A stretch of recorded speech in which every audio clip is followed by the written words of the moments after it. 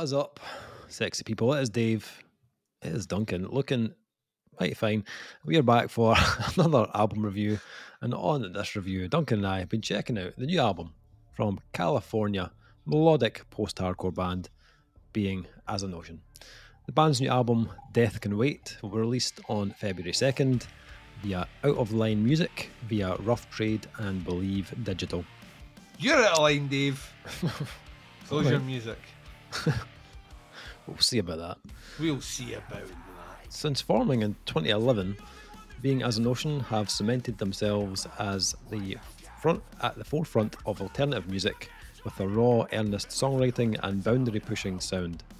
Across 6 studio albums and countless tours, the band has built a devoted following and left an indelible mark through the comfort and strength offered in their inspirational lyrics and emotive musical landscapes.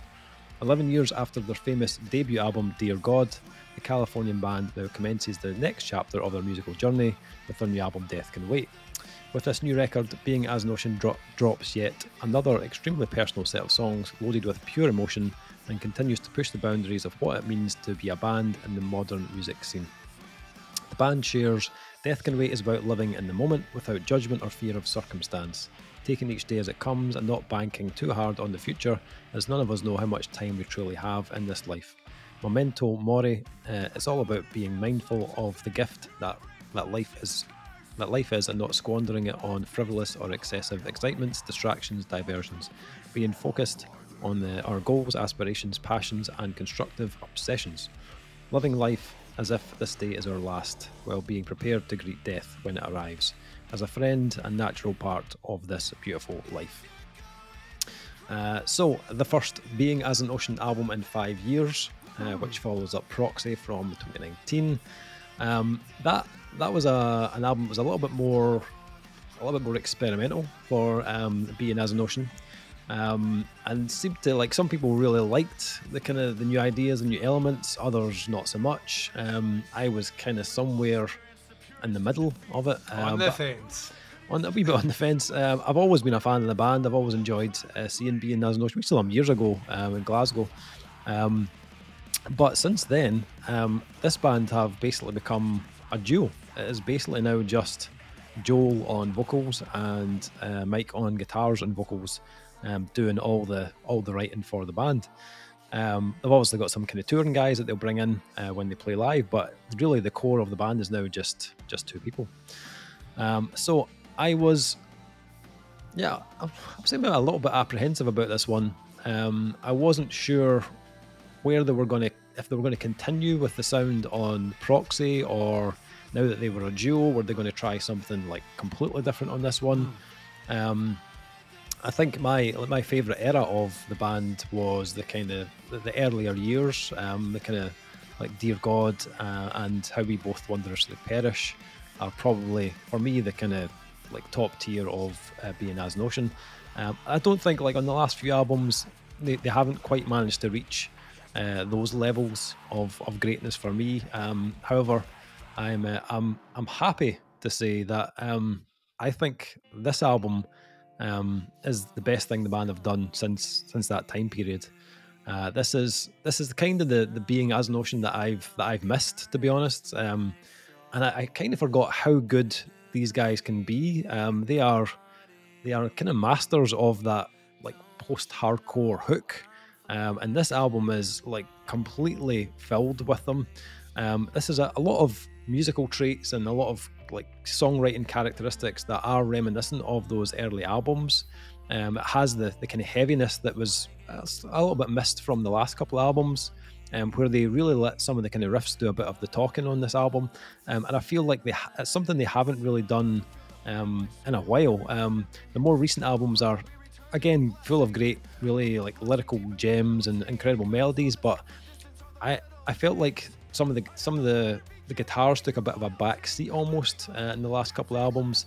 They added texture and layers, but they weren't really, like, riff focused albums or tracks. I feel like this album has much more of that. The first riff on Swallowed by the Earth, it's like really very nu metal in tone and style, especially with a little bit of, like, electronics behind it. There's also parts on the album where they do get more into the kind of more hardcore side of things, and they get really heavy. There's an absolutely killer breakdown moment on Paradise in My Mind, which I didn't see coming at all, because it's like one of the kind of most kind of catchy songs on the album.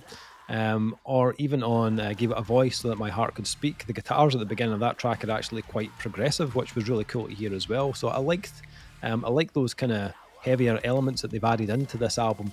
That's not the only thing that's got heavier though, because I think Joel's vocals have really been pushed on this album. The heavy parts that he goes into on this are some of the heaviest vocals I've heard him do. Almost going to reach into that almost like kind of blackened territory at times, whereas his scream gets really like much raspier and very and like kind of higher pitched as well.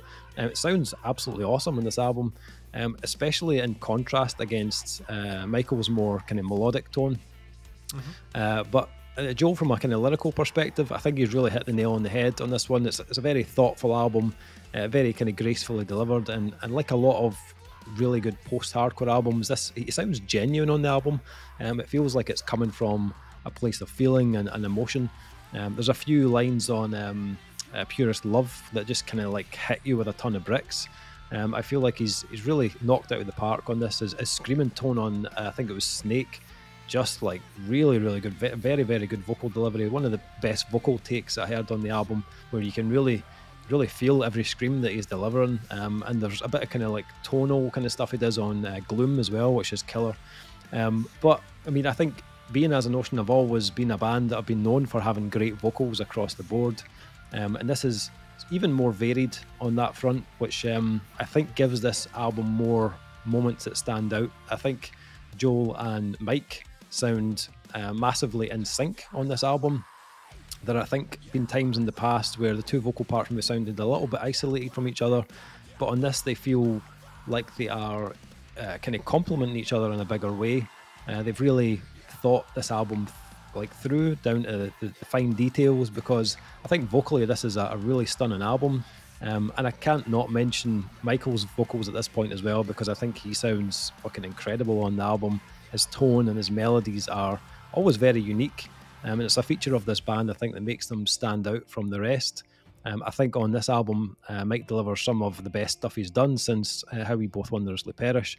And nearly every track has a moment that just kind of grabs you and pulls you in and will get stuck in your head afterwards. He's very good at writing these like little kind of melodic earworms. And again, like Joel, very authentic. It never feels phoned in. Like there's always like a passion in his voice that can't be really faked.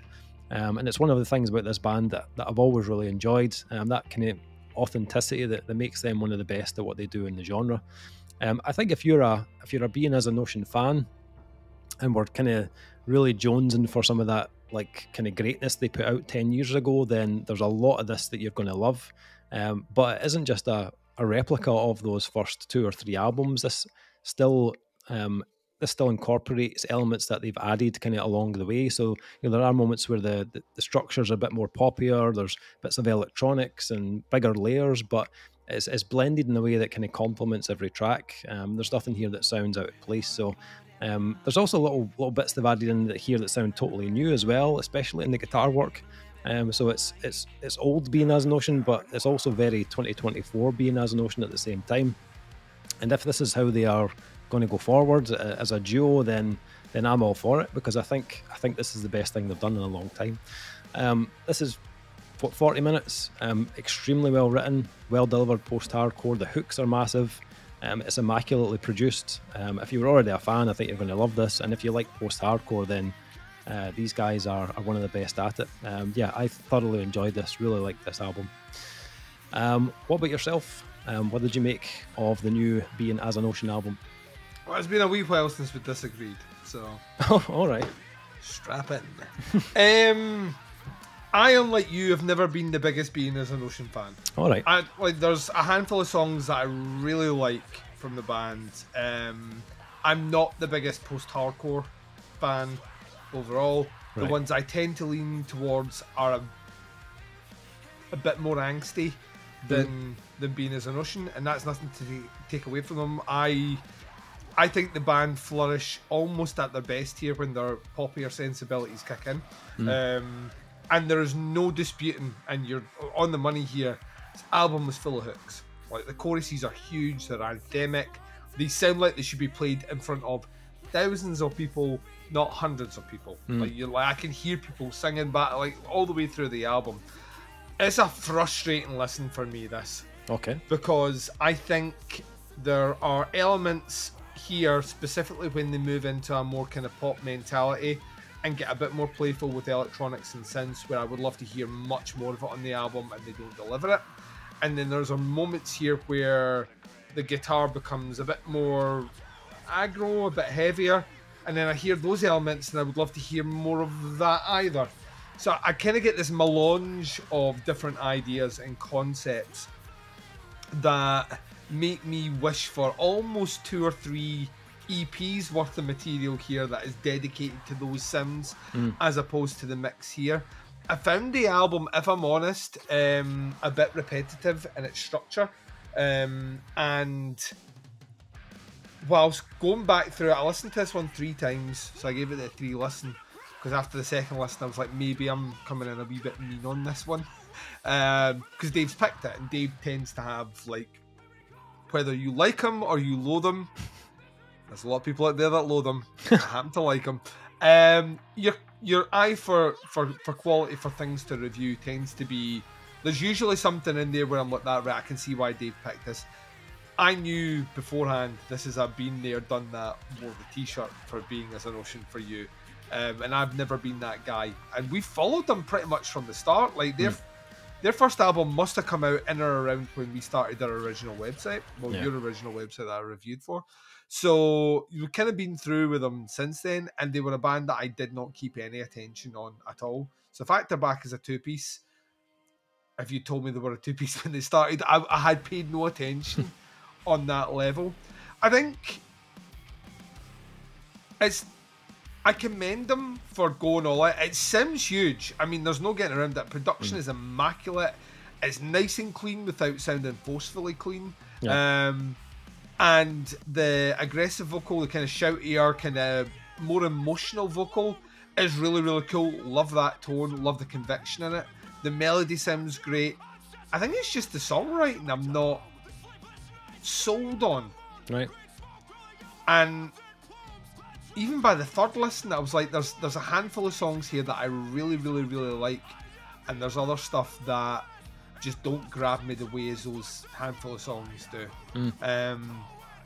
And that surprises me, because on paper there's a lot of this should be 100% with me, and maybe less with you, actually. This, like, I could be surprised for someone thinking this is more a Duncan album than a Dave album, but yeah, I got to the end of it and felt like, uncharacteristically of me, this is an album where I would pick a couple of songs and put in a playlist, then I would necessarily go back and listen to the entire thing. So, and like I say, I can't put my finger on one song and it's like, this is the weak one here. They're all good for what they do. I just find the flow of the album less focused, and like I say, the elements that they do are really, really well. I would just love those, especially the electronic stuff. Like, by the time you get to the end, this album finishes with a fucking amazing riff. Like, it's just fucking incredible riff. And there's electronics and all the rest in the production. I'm like, more of that on the album, please. But there's moments where it's all clean and all singing and like that. Actually, more of that, please. So it becomes like a all-you-can-eat buffet where I'm loving everything that's out in front of me, and I really want everything, but I know if I put everything on my plate, I'm not getting enough of the thing that I really want enough of. Like I say, it got to the end. It's a frustrating listen. It's not a bad album by any stretch of the imagination. I don't think it's I'm not listening to the stuff when they went more experimental. So this is actually more in keeping with the being as an ocean I actually remember from back in the day. Yeah. So I imagine if you like that stuff, to me they don't feel like they've strayed too far from that path. Yeah. So yeah. Okay. Not as high as you. It does pain me to say that because we're never usually that far apart. But I think there may be a whole point in this, like in the grade difference. Yeah. So interesting to see where we land. Yeah. So scores for the new album from Being as an Ocean. Yeah, I thoroughly enjoyed this. I could stick this on and just kind of listen to it on repeat, to be honest. Like, it's a very easy listen for me. I thought everything was well done. The hooks are brilliant. I just felt like, for a fan of the band that was really into that early material, this kind of ticks all the boxes for me. It has got what I wanted from Being As an Ocean is on this album, and it's done extremely well for me. It's a high scorer. I'll definitely return a lot to this. Again, kind of, we're talking about the Slope album earlier. This is a lot of feel good stuff on this. Yeah. Is it as good as Dear God or How We Both Wondrously Perish? Probably not, but I think it's quite close, to be honest. I'm going 4.5 on this one. I really enjoyed it. What about yourself? What are you scoring? We are a whole point out. I'm a 3.5 for this one. Okay. Yeah, like I say, I don't think it's like, if you're a fan, I think you will love it. I was never a fan, and I don't think there's enough here to have made me a fan. I appreciate what they're doing. It's just not. It doesn't hang together as well for me as it hangs for you. Okay. Okay, so that's the new Being As an Ocean, Death Can Wait, out on February 2nd, out on Out of Line Music via Rough Trade and Believe Digital. Links below to the band, to the pre-order. Check it out, have a little listen, see what you think. That is the review. Thank you for checking it out. We'll be back with another review very soon, but until then, take care. Speak to you soon. Bye, everyone.